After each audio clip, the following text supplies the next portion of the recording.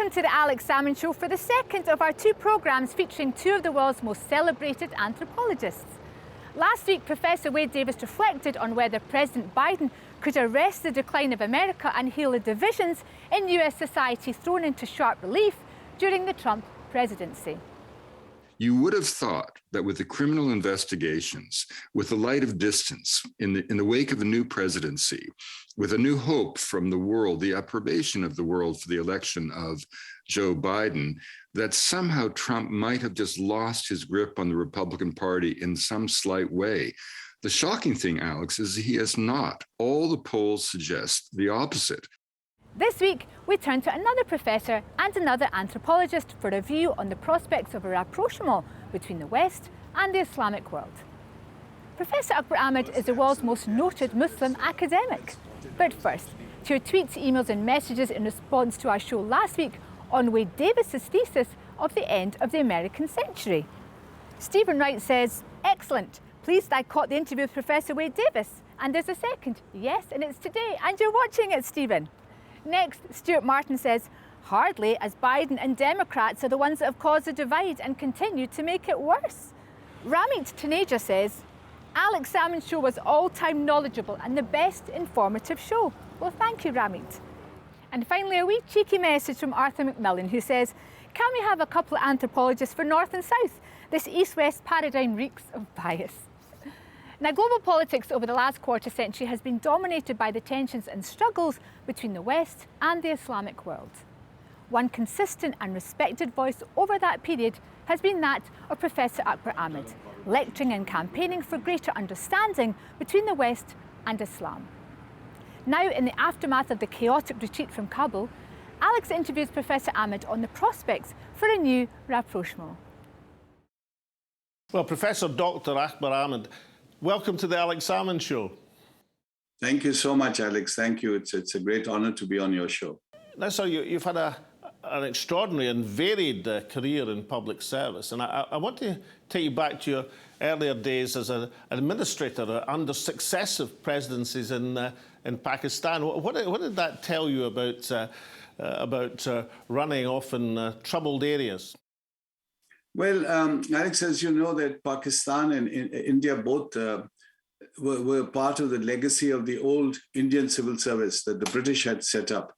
And this was considered the finest service in all the world, in all the entire colonies and possessions of Western powers, Western imperial powers, based in merit, based on examinations. So Pakistan had the CSP, the Central Civil Services. And I joined this in 1966. And as a member of this service, this cadre, I served in various posts in the tribal areas of the frontier province and in Balochistan. I was commissioner of 3 divisions in Balochistan, which is a long record because very difficult postings. And then most interesting, I was head of the Waziristan agency, which was considered the most turbulent and most dangerous of all the postings in all of South Asia. And at one stage, Lord Curzon, the viceroy, ran this directly himself. That's how dangerous it was considered. So, I mean, for those of us who don't know as much about Pakistan, I mean, obviously one of the mistakes we make is regarding Pakistan as a homogeneous society. But for someone, for your background, these tribal areas of Pakistan where the tribal traditions and loyalties and, of course, honour prevailed, they must have presented particular difficulties to administer. Very difficult because they have a certain code of honor, code of life. And tribal societies, the ones I demarcate as tribal, and of course, my book, The Thistle and the Drone, was a study of 40 tribal societies from Morocco through North Africa into the Middle East and into the Caucasus Mountains. And all these societies were characterized by a lineage-based society, elders, a code of honor, which depended on hospitality, and revenge. Revenge was a very important part of this code. And then finally, a constant struggle between the center, the central government, whoever that was, and the periphery. So these tribes are mainly on the periphery of the nation state. So you see this thread running through these tribal societies. And this is what I found when I arrived in Waziristan. And as your career progressed, you were entrusted with one of the great appointments, which would be High Commissioner in London, and you arrived in the late 1990s. Of course, it was a time of some difficulty because the then Foreign Secretary Robin Cook, in protest against the military takeover in Pakistan, was refusing to acknowledge or recognise or give full diplomatic credence to that. So how did you handle that particular difficulty as appointed as High Commissioner? It was a difficult posting, Alex. It was just before 9/11, so Pakistan was seen as a pariah. So my job was to really try to just keep its head above water, which I did. I desperately reached out and made contacts, built bridges.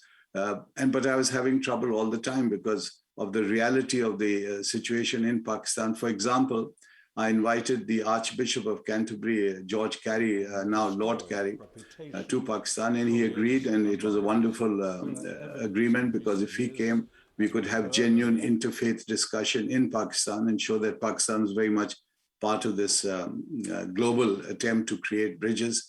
But I was shot down by the Pakistani Foreign Service because they believed that, and they were influenced by some right-wing thinking officials who said, no, we can't do that because what will the mullah say?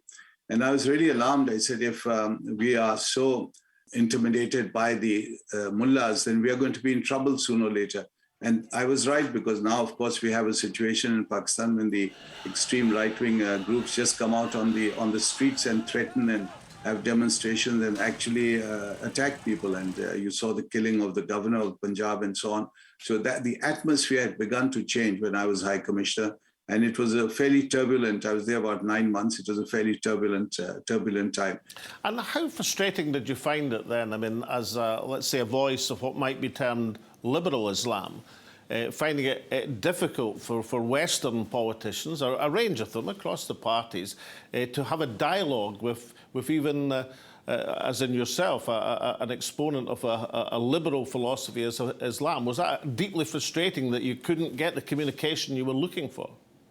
I found it very frustrating, Alex, because people saw me not as me, but they saw me simply as representing a government, a military government, not a popular government. So I was, in a sense, squashed between two systems which were not really understanding or taking advantage of the fact that I had been a scholar with a legitimacy. I had got a platform, I had a voice in Britain, and they were ignoring that and simply seeing me as symbolic of something that was at that stage very controversial and unpopular. And remember, 9/11 happened, Pakistan joined the Western Alliance and suddenly became a welcome part of the war on terror against the Afghan people. But around that time, of course, one of your great projects, the Jinnah trilogy, was taking place. It was at that time that we met, of course, for the first time, and when it was I think the film part of the trilogy, we had a premiere in the House of Commons, and there was a novel, and of course the history as well. How do you feel looking back that initiative on Jinnah? Did you think that managed to touch and get beyond the usual audience of people to understand a bit more about the background, the formation of the Pakistani state, the tension sometimes between religion and statehood? Did that trilogy achieve what you hoped? Alex, first of all, thank you for all your support. You were incredible, the support you gave me during those days. It was a monumental task. Remember, it had not been done. No one had done it before. I wasn't a professional filmmaker, and yet I was determined because I felt I stood at a point where many, many different strands combined and I could pull it off. And I threw myself into it, as you know. So I was all over the place, traveling, raising funds, getting hold of actors and production companies and so on. And in the end, we achieved it. In the end, I can say with pride that I conceived it, completed it, and had the film out, the book out, the documentary. And there were four projects. It was a quartet of studies. So that in one sense, each one of those the projects dealt with one section of society. So for the film, it was the general public. Then I had an academic book for the academics, then a documentary for more serious scholars, people interested in history, and as you say, a comic book, one of the first in Pakistan. Now, Christopher Lee, who played Jinnah. And was he your choice, that great English actor, Christopher Lee? Was he your choice as Jinnah? Well, he was our great choice. We put him in as Jinnah, and we found that he was very controversial in Pakistan with some members of the public who had a reason to oppose the film project, not for sensible reasons, but again, personal reasons. But you know, Alex, Christopher Lee, God bless him, throughout his life, to the end of his life, in every interview would say that my greatest role was that of Jinnah in the film Jinnah. He paid a tremendous tribute, and he was terrific while we were filming. There was opposition, there were protests, and he would come with me and talk to people, and he would calm people down and say, look, I am here to pay tribute to your great founder, to Mr. Jinnah, who's one of the great men of history. So it really was an amazing experience. It was almost like a battle being conducted. Remember, no one had made a film on Jinnah before this. Remember that Jinnah is so, I don't want to use the word sacred, but he's so respected by so many in Pakistan that the very idea of portraying him on the screen and by someone like Christopher Lee, who had played Dracula and so on, was almost blasphemy. And was there resistance to Christopher Lee, who, as you rightly say, proclaimed as one of his great roles, if not his greatest role? Was that different from, let's say, was the resistance of Ben Kingsley playing Gandhi in the alternative film? I mean, was there something particular that people wanted a Pakistani actor to play the founder of the state? I wanted a very well-established actor who could pull off the role, not simply hire someone who was Pakistani or who was someone who belonged to some tribal group or family group, and we could push them, as things are often done in Pakistan. And we considered many, many actors. I was in correspondence with Jeremy Irons, for example. I admire him as an actor. But in the end, Christopher Lee not only looked the part, but he was so enthusiastic. He really came in as, you know, all out, determined to not only act as Jinnah. He would tell me this. He would say, just as Jinnah made Pakistan, I am going to make sure that this film on Jinnah will be completed. A terrific spirit he had. And then your career developed into academia in a succession of Ivy League universities in the United States. And you were no sooner starting that role. I think one of your very first lectures was actually on the day of 9/11. So this enormous terrorist incident, which has dictated so much of the last 20 years, was actually happening as you were delivering one of your first lectures. First, absolutely, Alex, that's well spotted. I was actually in class. I just joined American University in Washington, D.C. And remember, I'm coming from England via Princeton. I was at Princeton as a professor there for a year. And suddenly I realized at that moment, because these students began to sort of almost disintegrate in my class. And then some of them said there's been an attack. And I learned that there was a plane that flew into the Pentagon. And I realized then, I really did, because I had this experience in the field dealing with people in real life situations. I realized that this was the moment, in a sense, that my life had been leading up to. So I vowed then, I said, all my experience and training and knowledge is going to be now dedicated to promoting understanding between the Muslim world and the non-Muslim world, because I knew the gaps would open up and they'd continue to open up. So there you are at a moment in history as the most prominent Muslim academic in America, seeing that this was a moment for greater understanding of what was going on. And we'll return to that in the second half of this interview. Welcome back. Alex is in conversation with world-leading Muslim anthropologist Professor Akbar Ahmed. What are the prospects for a new understanding between the West and Islam? Professor Akbar Ahmed, there you were as this prominent, the most prominent Muslim academic, much in demand of all the great talk shows as America was undergoing this trauma. Brought in to testify at Senate hearings and into decision makers in the White House. And how did you get across? I mean, how much understanding, how much knowledge were you able to impart, and how much willingness did you find to reception to that message? I would constantly project my own ideas that in these tribal societies, and straight away I said, look, we are attacking Afghanistan, we are going to go into Iraq, and there's Somalia and Yemen and all these societies, and tribal societies are of a certain kind. You cannot treat them like you would be treating normal nation states. And in order to succeed in these societies, you must understand their culture and their traditions, and then work through them, and then create an alternative to just bombing them and droning them and so on.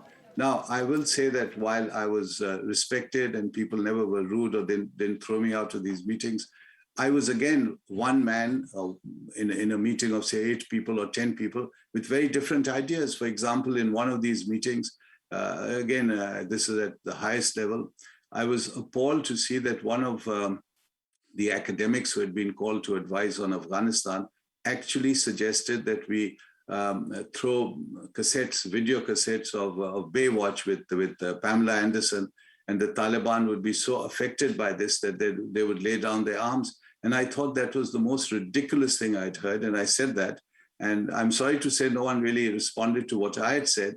And a lot of them nodded their heads in agreement with what was being said. So it was very frustrating that I, who had spent my lifetime with these tribal societies, had something to say.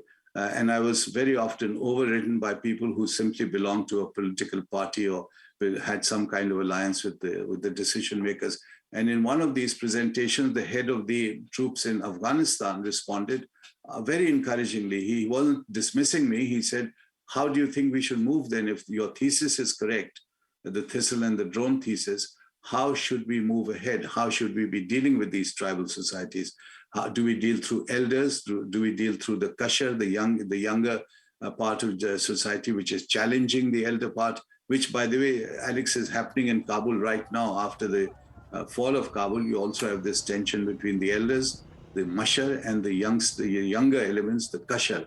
That's the classic confrontation, which is being overlooked by people in the West because they don't understand this nuance. So yes, it was in a sense exciting and good for the ego, but on the other hand, also greatly frustrating that whatever little advice I could give, and as I said, I was just one of the many scholars and people studying that area who were offering our advice, that the advice was not really taken very seriously.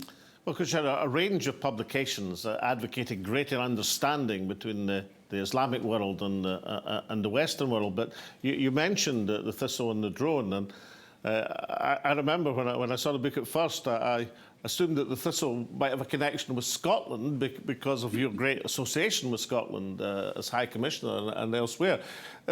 I wasn't altogether wrong about that, was I? The question of tribal society and the thistle. I think it's Tolstoy, actually, but nonetheless, there is a connection there. Tell us the idea behind the thistle and the drone. Well, Alex, you put your finger on it. It is from Tolstoy's famous story about Haji Murad. Tolstoy is up in the mountains, in the Caucasus Mountains, with the Imperial Russian army, and he sees a thistle on a walk. He's on a walk, he sees this little flower, tries to pluck it. And as you know, the thistle has a little thorny side to it, and it pricks him. And he then, from that, begins to ruminate and say the tribes here are somewhat like the thistle, like this flower. They're beautiful. They are very attractive. At the same time, if you try to just pluck them, they will fight back, they will prick you. And the Scots have, of course, used this as a symbol of their own culture. And I'm a great admirer of the Scots and their culture and their traditions. In fact, we have some family links with them. My sister is married to a very noble family of the Scots. And I found that the idea of the thistle and the drone had very strong links to the Scots. I was, of course, looking at the Muslim world. And I was interested to see if you looked at these societies, not in terms of religion, but in terms of anthropological structures and traditions and cultures, then yes, the Scots are very much the classic tribal society. Well, there's an old Scots phrase, of course, which reflecting the Scottish and English emblem says you can sit in a rose, but you can't sit in a thistle. Meaning that it's inadvisable to try and suppress the Scots. Was there any response to saying, look, there might be a better way than this all-encompassing war and terror? Well, you know, I met a lot of these very senior, very distinguished Americans who did respond very positively. And I wasn't holding back because as a scholar, I wanted to be as fair as possible. I pointed out the strengths. There are many, many strengths in American culture, American tradition, which are widely appreciated in the Muslim world. For example, the educational institutions, the promotion of knowledge and so on. But I also pointed out that when you urinate on dead bodies in Afghanistan or flush the Quran down the toilet, that is going to upset not only the Taliban, but all Muslims, and that create problems. People did pick that up, and recently Professor Noam Chomsky, who's considered one of the leading, or perhaps the leading American public intellectual, again talked of the thistle and the drone and said that this is the book that should be read now after the fall of Kabul, because we'll make the same mistakes again and again. And he went into it in some detail. So I was very pleased to see that it isn't entirely a dead idea in terms of the scholarship in that book. While this was going on, Professor Ahmed, were your students a great form of communication? Were you testing the reaction on your classes at the American university, and was that guiding you on how you could get your message across in a more widespread way? Well, that again is a fascinating question, because I always act very much in the Socratic tradition, which is take my students with me in terms of dialogue, understanding. I don't force knowledge down their throats, but present it to them and let them think for themselves. So when I began to formulate my idea of field projects, I said, look, let's go and look at the Muslim world and see what's happening. We hear things about them on television, very often wrong, stereotypes, distortion. Let's go and find out as scholars who will come with me. And I had 4 really good students who accompanied me. Just think of this, Alex. At the height of the war on terror, I had these American students, and we traveled to the Middle East, to South Asia, to Far East Asia. We had tea with Benazir Bhutto. We had tea with President Musharraf, then he was president of Pakistan. We had lunch with the Prime Minister of Pakistan. And these students came back with incredible information and responses, which I put in my studies. And people were really very moved by that these are young Americans looking at the same problems through fresh eyes. So here we are now, 20 years later. The war on terror has met its denouement in the humiliating and bloody retreat from Kabul, chaotic certainly. Do you think that now marks another turning point, another turning page in history? We're bringing people to terms with how you must conduct a successful relationship with the Islamic world?